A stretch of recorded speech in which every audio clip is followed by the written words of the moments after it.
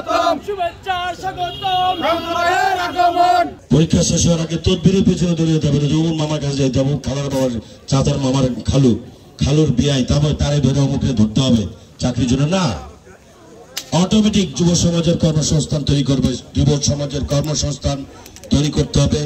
বৃদ্ধ বয়স্ক যে সমস্ত মানুষ আছে তাদের স্বাস্থ্য চিকিৎসা অটোমেটিক রাষ্ট্র ব্যবস্থা করবে। সেই রকম একটি রাষ্ট্র যারা তারেক রহমান সাহেব করতে চান। অভিজ্ঞ একটি নির্বাচিত গণতান্ত্রিক সরকার দরকার। সেই জন্য আমাদেরকে সচেতন হওয়া উচিত। যেহেতু বাগেরবাড়ির জামাজের সময় সন্নিকটে, খেলাধুলার বিষয়ে আমার বক্তব্য স্পষ্ট। খেলাধুলার কোনো বিকল্প নেই।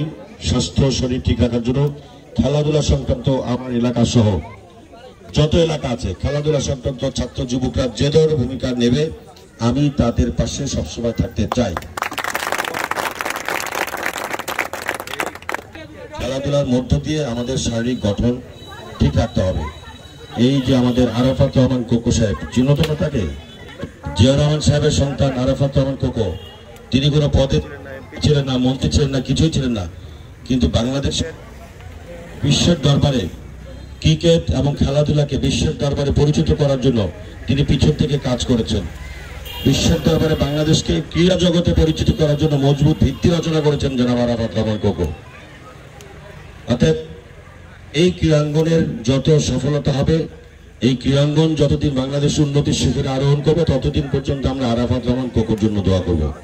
কারণ তিনি কোনো পদে না থেকে শুধু জিয়া রহমানের সন্তান, সেই হিসেবে তার বিরুদ্ধে ষড়যন্ত্র করে তাকে জেলে পাঠিয়েছিল, তাকে পয়জনিং করা হয়েছিল, তিনি অসুস্থ হয়ে বিদেশে মৃত্যুবরণ করেছেন। আল্লাহ তাআলা শহীদ প্রেসিডেন্ট জিয়া রহমান এবং আরাফাত রহমান কোকোর জান্নাতুল ফেরদাউস নসিব করুন। আমাদের নেতা জনাব তারেক রহমান তাকে সুস্থতার সাথে নেক হায়াত দিয়ে বাংলাদেশে এসে আগামী দিনে নেতৃত্ব দেওয়ার তৌফিক দান করুক। আমাদের নেত্রী বাংলাদেশের প্রথম নারী প্রধানমন্ত্রী বীর মুক্তিযোদ্ধা বেগম খালেদা জিয়া, তার শরীর অসুস্থ, এখন অনেকটা ভালোর দিকে। আমরা সবাই দোয়া প্রার্থনা করছি, দোয়া কামনা করি।